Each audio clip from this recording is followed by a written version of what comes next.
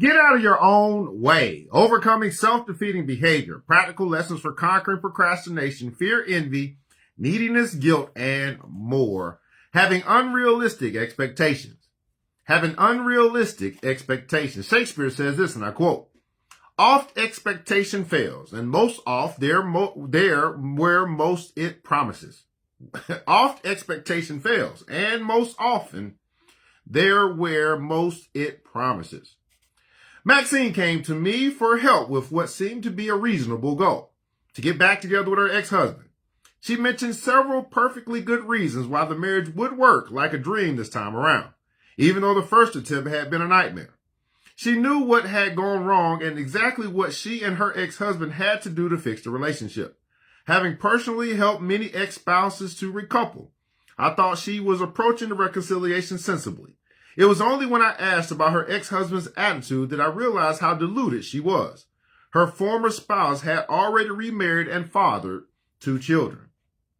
Maxine had turned something she wanted into something she absolutely had to have. And then she held on to that attitude even after her goal had turned into a pipe dream. She not only set herself up to be devastated, she allowed her fantasy to consume time and energy that might have been used to improve her life or develop a real relationship.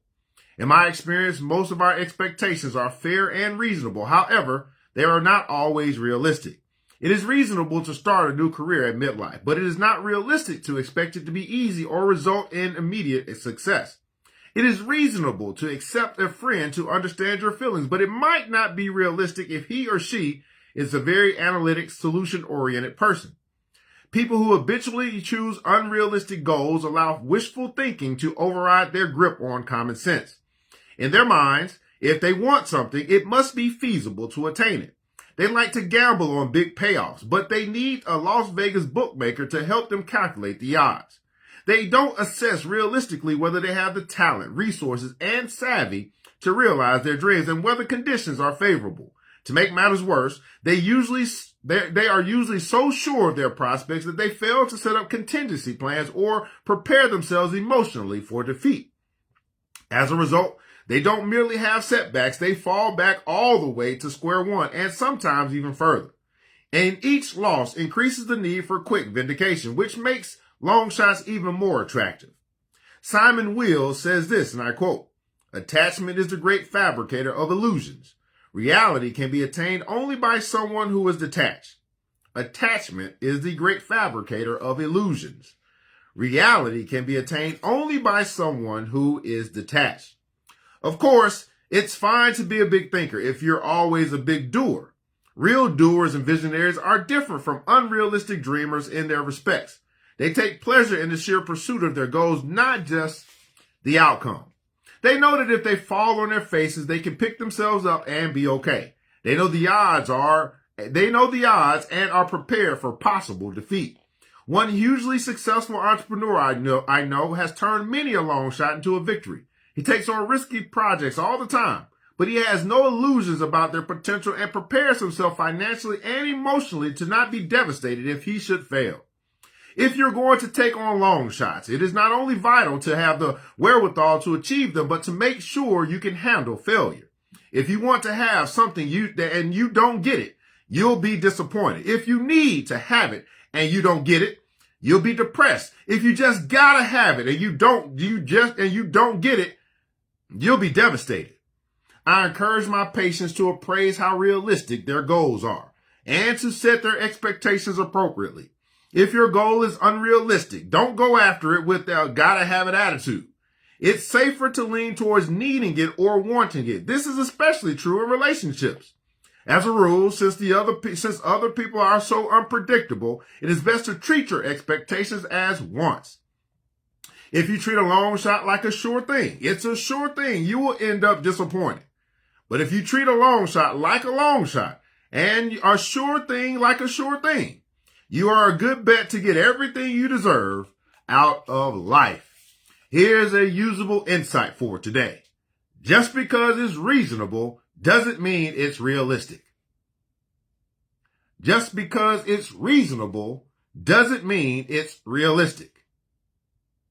Just because it's reasonable doesn't mean It's realistic. Taking action. Next time you want something, ask yourself how likely it is to happen. Next time you want something, ask yourself how likely it is to happen. List everything that's necessary to achieve your goal. List everything that's necessary to achieve your goal. Most people won't do this. Point 3. Look at yourself objectively and evaluate your ability to accomplish what has to be done. Look at yourself objectively and evaluate your ability to accomplish what has to be done. More often than not, you're going to need a team, by the way.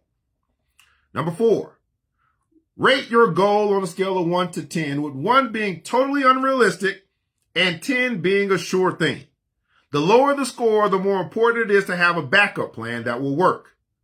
Rate your goal on a scale of 1 to 10, with 1 being totally unrealistic and 10 being a sure thing. The lower the score, the more important it is to have a backup plan that will work. Point 5. Set your expectation level at want to have it, need to have it, or gotta have it, according to how realistic your goal is.